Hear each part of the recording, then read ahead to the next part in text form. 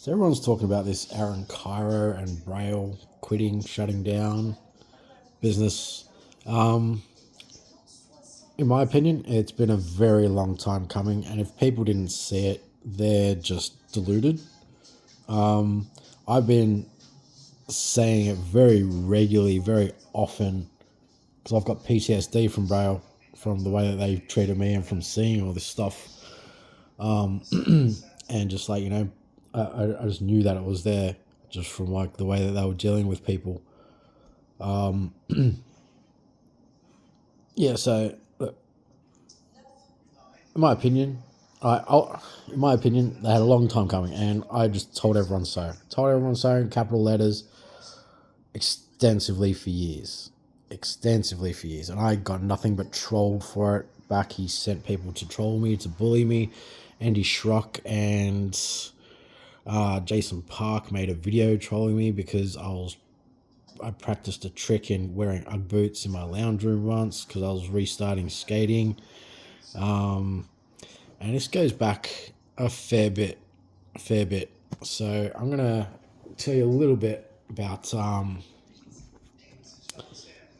what what I've had to deal with. It's hard for me to speak about because, like I said, the PTSD and everything, and from the trolling that they've given me, it really messed me about.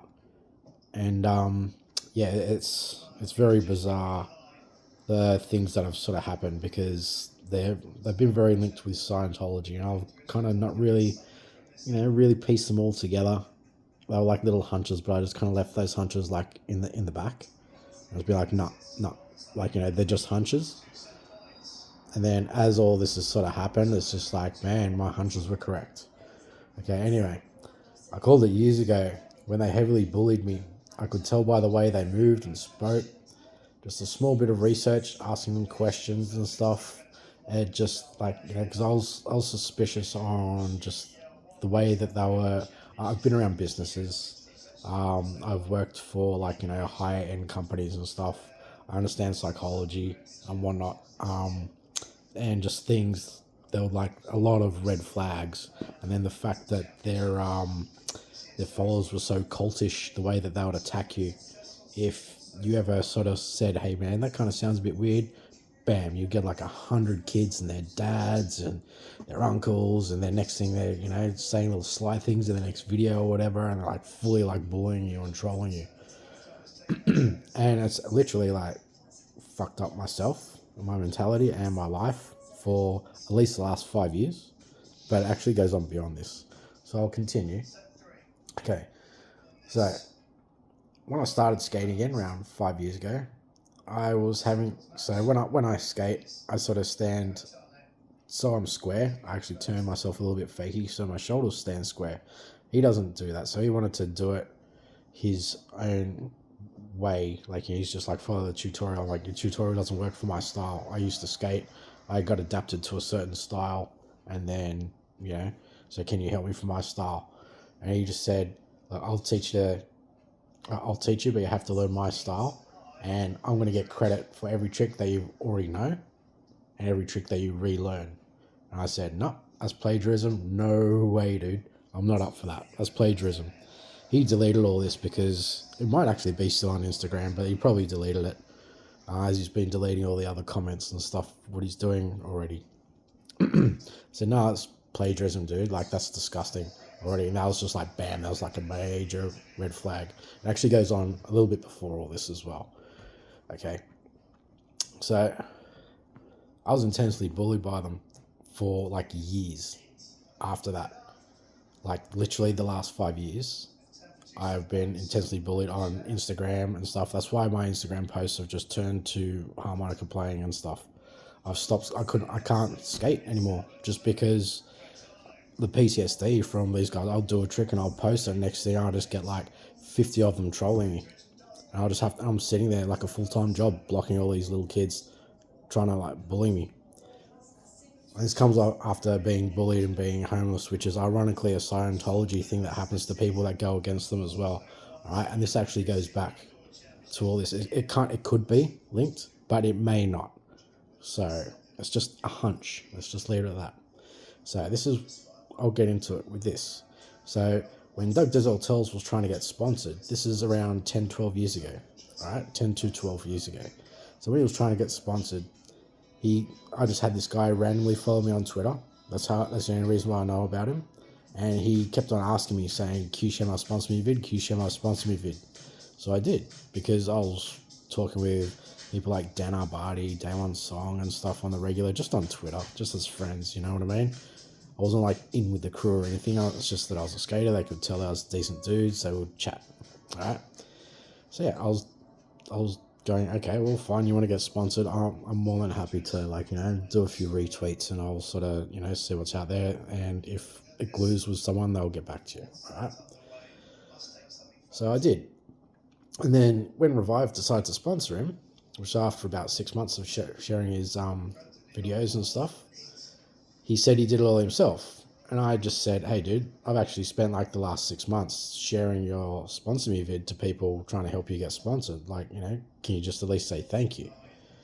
Like, you didn't really do it all yourself. I said thank you. Like, I sort of helped that little bit. Like, just little, yeah, I'm sponsored now. Thanks for, sharing and sort of like, helping.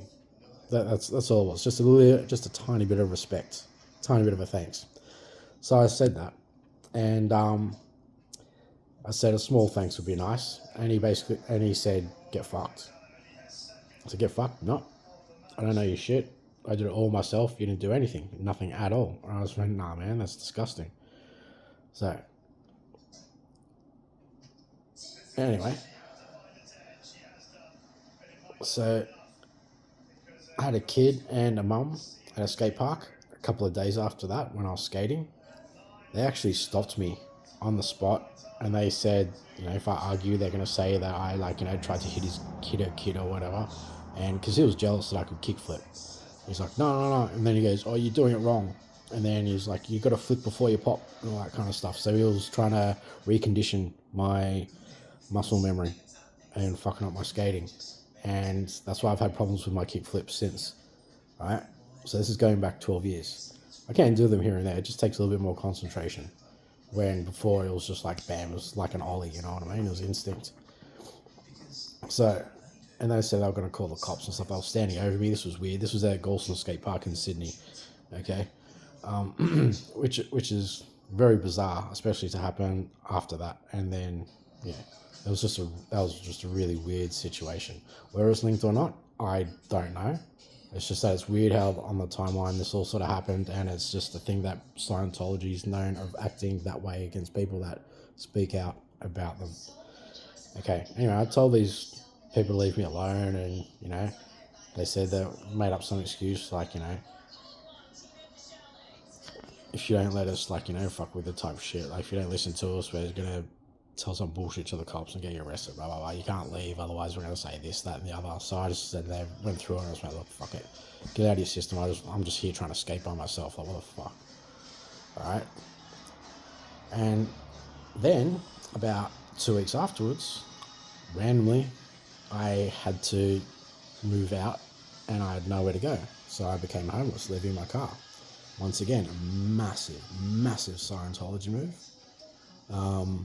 Once I actually found out later that Doug was with Revive and Braille, and then they were actually linked with Scientology, and then that stuff happened in the past, I was just like, man, that's sus as fuck. Okay. So anyway, and I was like, that's kind of stuffed me around from being homeless. But this is just only like a little scratch of the beginning, all right? And then about 5 years ago, actually, after being homeless and getting all my health back together and stuff like that, I started to skate again because I needed peace of mind. I had like way too much stress, and I just needed to, do my own thing. So I'm like, man, I'm gonna go skating and just like, just to clear my head, because I had like a lot of stress, a lot of stuff going on, like a lot. Okay, like it was driving me nuts. I would get like, my body would just like tense up and freeze, type thing. Like it was just freaking out.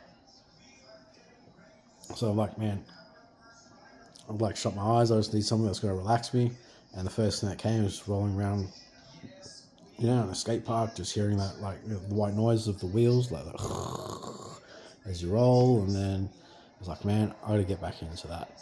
So I gotta do that. That's just me. That's when I was in my element. That's when I was me.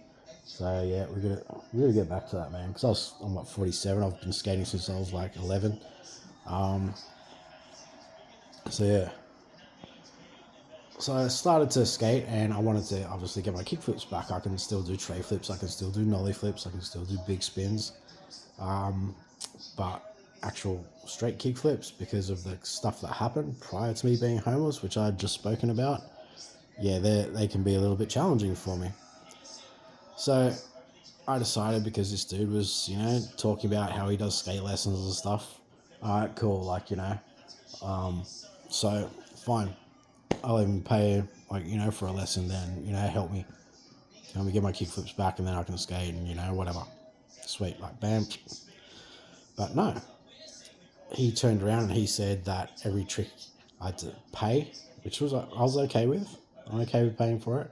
But he said I had to do it his style, and then every trick that I'd already know, every trick that I learned from them, or even relearning from them, he gets credit for. And I'm like, no, that's plagiarism. That's disgusting. That's the most disgusting, effed up stuff you could do to anyone. Like, you're not dictating me. You're not owning me. F off. And that was like a massive red flag. I was just like, man, there's something fucked up with this cunt, right? Massively fucked up with this cunt. But I kept on following their channels just to suss out why they were so popular and why everyone was so obsessed with them. Observing the way that people were calling him daddy, and, talking about him, like, having cuddles and stuff like that with little kids and stuff. It's like, dude, you can teach them skating, and not like, it's like just creepy, the conversations that were going on. And then finding out that he was linked with Scientology, I'm like, man. So that's what I'm saying. I was just like, dude, like, that's why I've been saying to everyone, just, there's something really weird about that crew and that company and that group. Braille, Revive as well, because they are linked and they are combined, and they do act and run the same way. There's just something really, really creepy about them. So I was just like, yeah, just maybe sort of be just a little bit wary about them, because this is the experience that I've happened and stuff. Like I said, I got bombarded with bullying and trolling ever since. And then from that stuff prior, it's just, bam, it's like 3 times of everything that I've been through, stress-wise, on top. Like, what I mean? You come out of being homeless, you're so stressed that you can't think. And so you try and do something to relax you, and then you get bombarded and bullied. It's like, man, I would rather be homeless and be stressing out like that than deal with that kind of bullshit. Like, that's disgusting for anyone to treat anyone like that. And they did it, and they were just like, they were literally, it was literally saying, this guy, everyone, after this video, after this live, troll this guy, troll all his Instagram posts. He would literally say it on live, and then, like, delete his lives. So yeah. So I attempted to start to skate again. I got nothing but bully, but Braille and Revive and the Cairo crew. I'd even attempted to learn tricks inside. It was the middle of winter. It was freezing. I was wearing my Ugg boots, and Andy Schrock and Jason Park actually made a vid on YouTube paying me out for trying tricks in Ugg boots. Right? So yeah, it's not just Aaron. They're all just fucking disgusting, and they're all just trolls and bullying, and the fact that they seem to be obsessed with kids. Anyway, boom, it's a kids channel. It's cool. It's just very, very creepy. Anyway, I was just putting a warning out there for everyone, like, man, this shit's sus as hell. It's very sus. And what happened? Bam, this happened. Everything that I've said, everything that I had hunches about, seems to be right. And then everyone was shutting me down, telling me, nah, Braille, this, boom, boom, boom, Braille's cool, Braille, that, blah, blah, blah. Like, I guarantee there's some sort of, like, kitty touching or fiddling or something. Bam, 2 of them got busted for kitty fiddling. Just those 2, and the way that they've dealt with it. Just knowing life and law and stuff and whatnot in general. I guarantee. And the fact that the way they kept it quiet, and it was just like nothing. Yeah.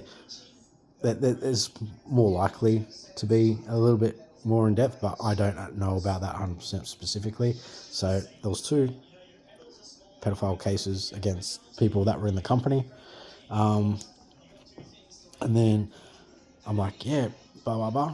What about all this money stuff like Scientology? Ah, it's creepy. Knowing Scientology and the way it's worked and, all this kind of crap, because I had Scientologists prey on me once when I was on my way back from work. And I'd actually had lunch with them and I've spoken to them and stuff, and I got out of it. I didn't even sign up. I was just like, nah. But they wouldn't actually let me out of the seminar. They forced me to do one of those stupid Thetan tests and forced me to sign a book, forced me to buy a book before I could actually leave the place to get home. So I was living on a mate's couch and I had $10 to my name for a week type shit. And I had to buy a $5 book just to get out of there. They'll hold me. They weren't letting me go home until I actually bought a book. Right? That Dianetics crap. And ended up getting it back. My friends just laughed and said, yeah, no, don't put up with that bullshit. And then so finding out about them and how they work and everything like that. And then all the things that had sort of happened to me, and then all these other things, the way that they've been sort of going, the way that things have been dealt with. You just kind of know by instinct after that, and hearing that he's, serious Scientologist, things that he'd said. It's like, so you're a Scientologist. Therefore, anyone that's linked with Scientology, all their money is going back into Scientology, right?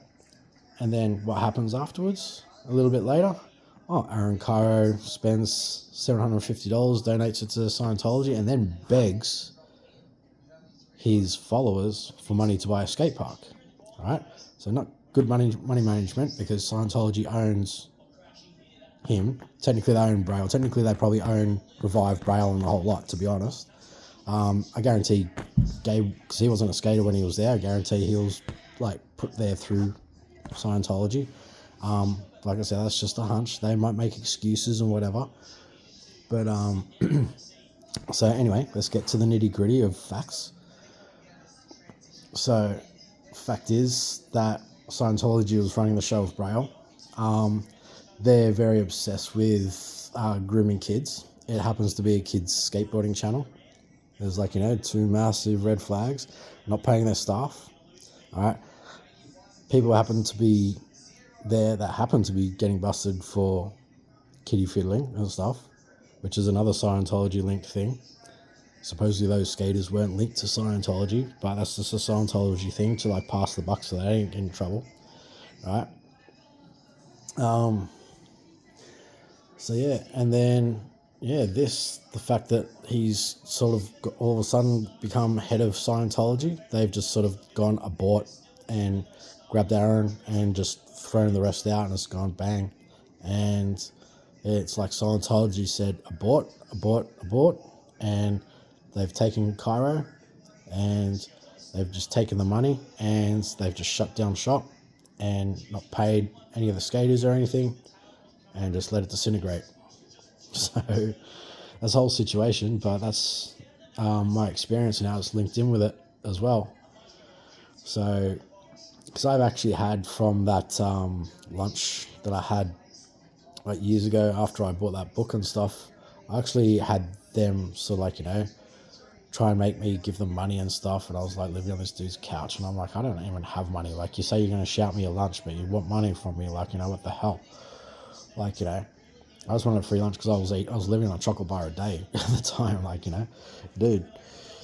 And they're like, oh yeah, look, if you go against us or whatever, before they actually realised my situation, I sort of said, no, I've actually got no money, I'm going to go back to my friend's couch. They were like, yeah, look, we'll look after you, but if you sort of cross us or say anything bad about us, we'll stuff your life up, They were very open about it. They'll make you homeless, make sure you don't get anywhere, this, that, and the other. Ironically, that's kind of all happened. And then what happens? You try and help someone, just being a decent person. Bam, they happen to be linked with Scientology. And, you start getting bullied and stuff by them. And then, yeah. So, that's it in a nutshell. But, like I said, I told you so. big time. For the last 5 years, I've been saying to everyone on social media, not slandering them or anything, just saying, man, just can't you see that they're just the reality of it? Like, can't you see that there's something suspicious? That's just weird. And I'm like, no. It's like, cool, like, let them do their own thing. I'm just saying, look, I can see that there's something suspicious there. Like, let them be them. Cool. And then they turned around and